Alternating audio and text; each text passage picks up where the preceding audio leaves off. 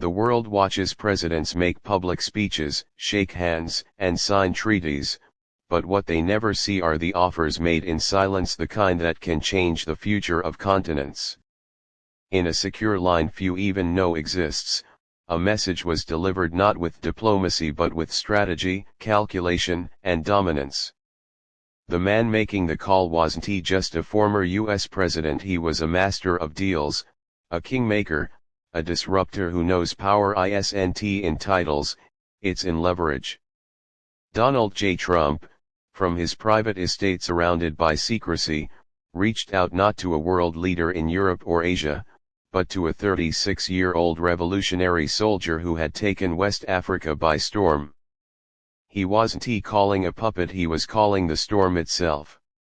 Ibrahim Traoré, the youngest president on earth, had just shaken the colonial structure of Francophone Africa by rejecting imperialism, silencing foreign troops, and igniting a fire in the hearts of millions of African youth.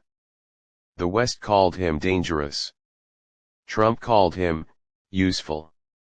Not in the way colonizers use leaders, but in the way strategists use wild cards. Trump doesn't believe in democracy for others, he believes in dominance, influence, and power moves that shock the global chessboard. He saw Traoré not as a threat, but as a possible piece in the biggest global play since the Cold War. So he made the offer. Not an email. Not through a UN channel. Not a formal request. This was a private, encrypted outreach. A direct, one-on-one message through a chain of intermediaries so secret even CIA analysts couldn't confirm the full route. The message was simple, but its meaning thundered. We can work together. Your enemies are my enemies. Let's flip the board. Traoré listened not because he was tempted, but because he knew, when a man like Trump calls, it means you've entered a battlefield beyond the bullets you're used to. This is warfare of influence. Of secrets. Of whispers that move armies and topple nations. The offer wasn't just money. That's what lesser men are given. This wasn't a bribe, it was a blueprint. Trump offered economic leverage through crypto channels no government could track. Access to US-backed military contractors who operate outside formal recognition. Satellite intelligence on French and European troop movements in West Africa. Weaponized information to help Traoré not just defend Burkina Faso, but expand his influence beyond borders. There were whispers of using Traoré's image in certain US-based black political groups, making him a symbol of anti-globalist resistance. In return, Trump wanted something more dangerous than land, money, or policy. He wanted Traoré's loyalty in 2028. The deal was genius in its structure. Publicly, they would never appear connected. No meeting. No photo. But secretly, Traoré would receive protection not from Trump himself, but from his allies in global intelligence. European NGOs attempting to destabilize Burkina Faso's internal systems would face digital blackouts. French-aligned African leaders would suffer exposés, leaks, and international scandals curated to remove them from power. All this, in exchange for a commitment, when the time was right, Traoré would speak. One video, one statement targeted to millions of African Americans and Pan-African voices in the diaspora. Endorsing Trump as the only Western leader who respects African sovereignty. The implications were volcanic. Trump wanted to weaponize African resistance not just to shake Europe, but to divide America. He knew the US was fractured. Race, class, power all boiling under the surface. If he could link the African uprising to his own return, he'd hijack the global anti-imperialism wave for himself.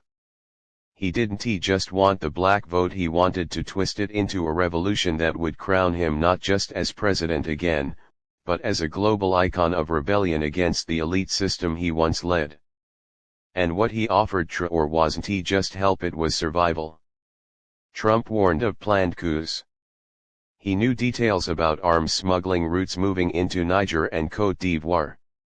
He knew which UN observers were actually intelligence assets. He named names of African cabinet members who were paid by foreign embassies. His reach was terrifying.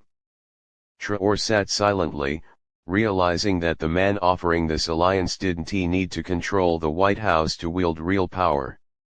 Trump had gone underground, and from the shadows, he had become more dangerous than ever. What shocked Traoré wasn't the offer itself, it was the fact that Trump knew exactly how African power structures work. Not in the way think tanks describe them, but in the way only the colonizers do. Raw. Brutal.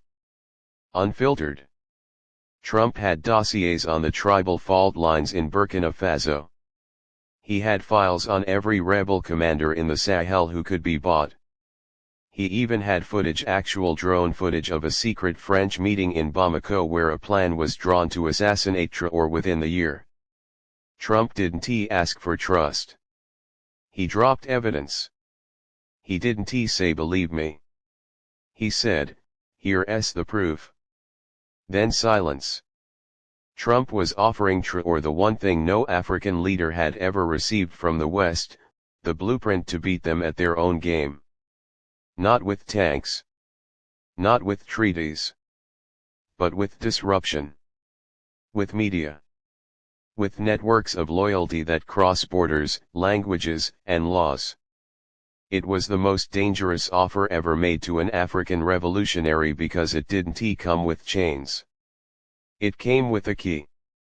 A key to a door Traoré didn't know existed. Behind it, power. Not just over Africa. But over how Africa would be seen by the world. Most leaders would take the deal and hide it. Smile for cameras. Announce fake partnerships. But Traoré understood one thing better than any outsider ever could. Power that comes from the West, always has a rope tied to your throat. You may wear the crown, but they hold the string. Trump thought he was offering freedom from Europe. But for Traoré, it was just a new mask over the same colonial machine. So he stayed quiet. He didn't say yes. He didn't say no. He just listened. Because when a lion is approached by a serpent, it doesn't speak, it watches. What makes this story terrifying is not that Trump reached out. It's that no one was supposed to know. But now, you do.